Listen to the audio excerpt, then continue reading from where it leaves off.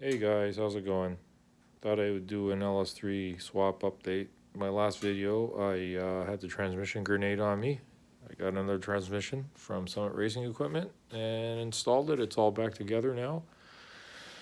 And it's doing the same thing. You put it in gear and drive, and the thing's revving, and it's not really going anywhere. And it's like, what the heck is going on here? So I called up Holly Tech Support because I have the Terminator X Max, which is supposed to control the transmission. And they suggested that I plugged in the harness backwards. I found that hard to believe, but I jacked the car up, went underneath there, could barely get into that thing, but I got the plug off, turned it around, plugged it back in, started the car up, and I was like, hey, it feels like it's going into gear. I started driving. It felt normal for a second, then I realized this thing is stuck in third or second gear. So now there's no power going to the transmission. So it was plugged in correctly the first time. So obviously there's either a solenoid issue inside the transmission or a wiring issue. One way or the other, something's not right. The other thing I had going on is the first time I took it for a spin, the thing was running great, except it wasn't going anywhere. The engine was revving like it's supposed to. And after a couple of drives, it would not move. It was like wouldn't pass 3,000 RPMs, and I'm thinking, what's going on now? Some of my wires were actually melting on the exhaust. I bought these wires on eBay or Amazon. I can't really remember. Anyways, not those wires on the motor, but these wires over here. You can see I had to grind the end of this thing off because it was all melting on the exhaust. Some of them melted right through, and you could see the red. I still don't think it was shorting out, but it may have been. Maybe that's the reason why the motor was not revving whatsoever. Anyways, I got these wires from Costa Rica.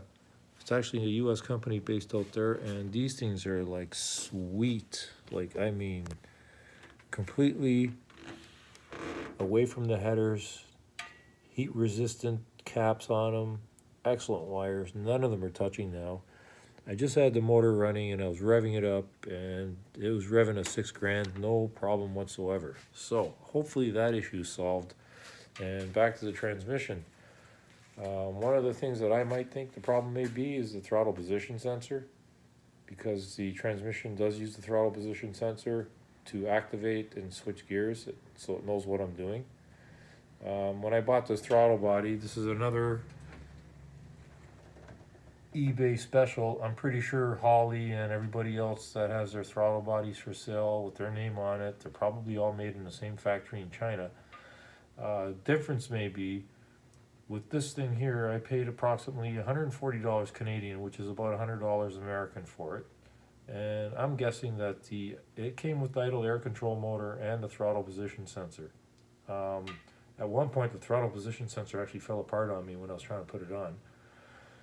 I reassembled it and put it on, and everything seemed to be working fine. So I'm guessing it is the throttle position sensor that's causing a lot of the issues. And I figure I might as well change. I ordered MSD throttle position sensor and idle air control motor. They're made in the States, I hope. I believe they are. And that should solve my problems. So I'll probably have those from Summit Racing Equipment in a couple of days, and then I'll probably install them and see if this corrects the problem. If not, I will be taking the car to my buddy at Mr. Transmission. His name is Joe. He's going to look over the transmission and see if the wiring is proper inside the transmission pan cover. I do it myself, but you know, taking a transmission pan cover off is a pretty messy business. I spilled transmission fluid on my garage floor about 20 times already. I really don't feel like doing it again. Hopefully he's going to be reasonable, and hopefully there's no problem with the Terminator Max program software that's causing this transmission not to shift. I'm thinking there's nothing wrong with the program. I'm thinking it's something to do with solenoid wires, or maybe even a faulty solenoid.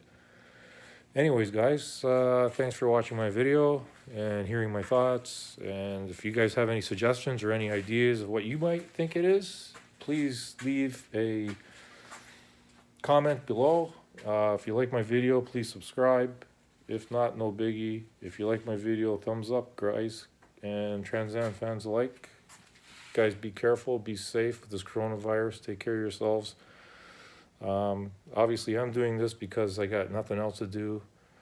And this keeps my brain working. Otherwise, I'll probably go nuts. Anyways, I'm sure you guys are all the same ways. You're car enthusiasts. Anyways, have a good one. Keep safe.